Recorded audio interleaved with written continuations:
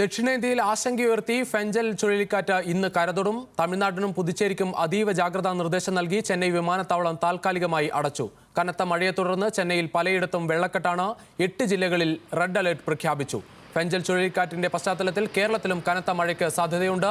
National ഡെസ്കിൽ നിന്ന് ശ്രീജിത്ത് ബാലകൃഷ്ണൻ ചേരുകയാണ്. ശ്രീജിത്ത്, നിലവിൽ തമിഴ്നാട്ടിലെ സ്ഥിതി എങ്ങനെയാണ്? കേരളവും ആശങ്കയോടെ കാത്തിരിക്കേണ്ട മണിക്കൂറുകളാണോ വരുന്നത്?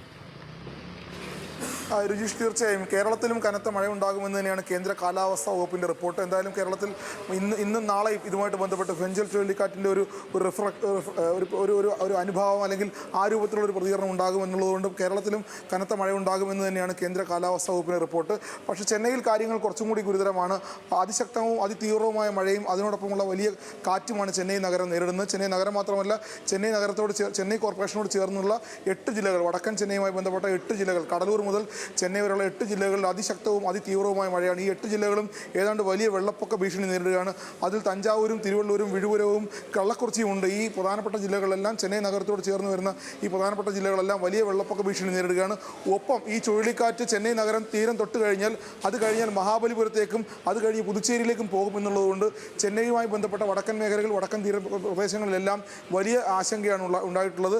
എന്തായാലും തീരം തൊട്ട് കഴിഞ്ഞാൽ ഏതാണ്ട് 90 കിലോമീറ്റർ മുതൽ 60 കിലോമീറ്ററിലേക്ക് വേഗം കുറയാൻ സാധ്യതയുണ്ട് എന്ന് ഏറ്റവും ഒടുവിൽ പുറത്തു വരുന്ന റിപ്പോർട്ടുകളുണ്ട്. അതുകൊണ്ട് തന്നെ വലിയൊരു ദുരന്ത സാധ്യതയോ അപകട സാധ്യതയോ ഉണ്ടാകില്ല എന്നൊരു റിപ്പോർട്ട് കൂടി വരുന്നുണ്ട്. എന്തായാലും ചെന്നൈ നഗരത്തോടനുബന്ധിച്ച് ചെന്നൈ കോർപ്പറേഷനും 8 ജില്ലകളിലും അതീവ ജാഗ്രതാ നിർദ്ദേശവും റെഡ് അലർട്ടും പ്രഖ്യാപിച്ചിട്ടുണ്ട്. എന്തായാലും ചെന്നൈ നഗരത്തിൽ ആളുകളോട് വീടുകൾക്ക് പുറത്തിറങ്ങരുത്. അതിൻ്റെ പ്രത്യേകമായ കാരണം എന്താണെന്ന് വെച്ചാൽ ഈ വൈദ്യുതി ലൈനുകൾ പൊട്ടി വീഴാൻ സാധ്യതയുണ്ട്.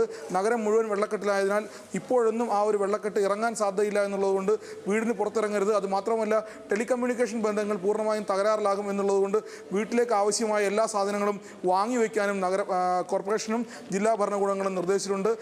ചെന്നൈ വിമാനത്താവളം ഏതാണ്ട് ഇന്ന് രാത്രി 8 മണി വരെ താൽക്കാലികമായി അടച്ചിടാൻ തീരുമാനിച്ചിട്ടുണ്ട്.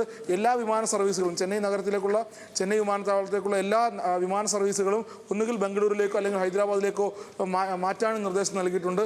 അതോടൊപ്പം തന്നെ റെയിൽ ഗതാഗതം, ചെന്നൈ നഗരത്തോട് ചേർന്ന് വരുന്ന സബർബൻ ട്രെയിനുകളും ചെന്നൈ നഗരത്തിലേക്ക് വരുന്ന മറ്റ് ട്രെയിനുകളും ഏതാണ്ട് എല്ലാ ട്രെയിനുകളും പല ഭാഗങ്ങളായി പിടിച്ചിട്ടിരിക്കുകയാണ്.